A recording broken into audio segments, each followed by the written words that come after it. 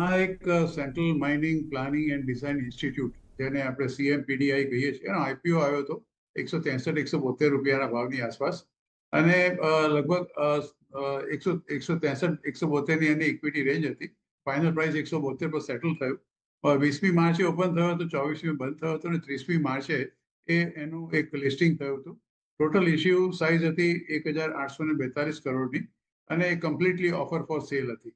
આ એક કોલ ઇન્ડિયાની એક સબસિડરી કંપની છે. આપણને ખબર છે કે કોલ ઇન્ડિયા જે છે ગવર્મેન્ટ ઓફ ઇન્ડિયાની એન્ટરપ્રાઇઝ છે અને મિની રત્ન કેટેગરીની એક કન્સલ્ટન્સી ફર્મ છે for the minerals and coal સેક્ટર્સની માટે.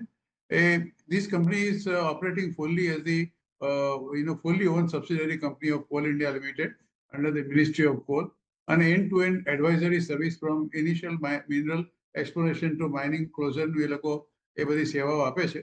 મેઇનલી તમે જુઓ તો કોર સર્વિસીસ જે આ પર્ટિક્યુલર CMPDIની છે, તે specialises in the 4 main verticals: exploration, mine planning અને ડિઝાઇનિંગ, જીઓમેટ્રિક્સ અને એન્વાયરમેન્ટલ મેનેજમેન્ટ.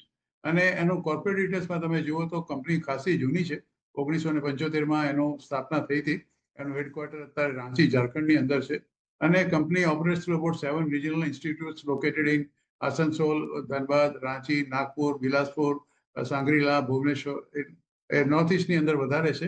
ઇન્ફ્રાસ્ટ્રક્ચર ઓલ્સો કંપનીનું આમ તમે જુઓ તો ડેફિનેટલી કોલ મિનરલ્સની અંદર ખાસ કરીને because it is the support of coal India limited અને they have been doing comparatively much better. Cutting edge technology provide કરે છે.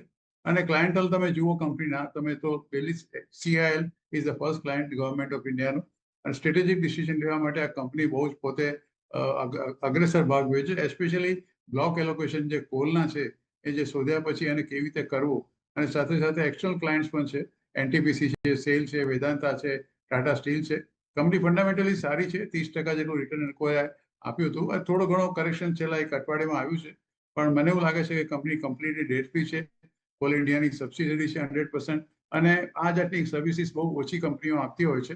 અને આપણે જાણીએ છીએ કે જ્યારે કોલની પાવર શોર્ટેજ કે તમારે ડીઝલ, પેટ્રોલમાં કે ડીઝલની અંદર જે જાતની અત્યારે પરિસ્થિતિ જોઈ રહ્યા છે અને ક્રૂડ ઓઇલના ભાવમાં જે અત્યારે પરિસ્થિતિનું નિર્માણ થઈ રહ્યું છે, અને હવે સરકાર એને કોલ ગેસિફિકેશન માટે બહુ સક્રિય વિચાર કરી રહી છે.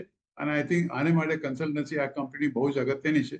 6 મહિનાનો હું તમને અભિગમ તો ના આપી શકું, કારણ કે આ કંપની અત્યારે 30મી માર્ચે લિસ્ટ થઈ છે. 6 મહિના બહુ ઓછા કહેવાય. ફંડામેન્ટલી કંપની બહુ સ્ટ્રોંગ છે, ડેટ ફ્રી કંપની છે.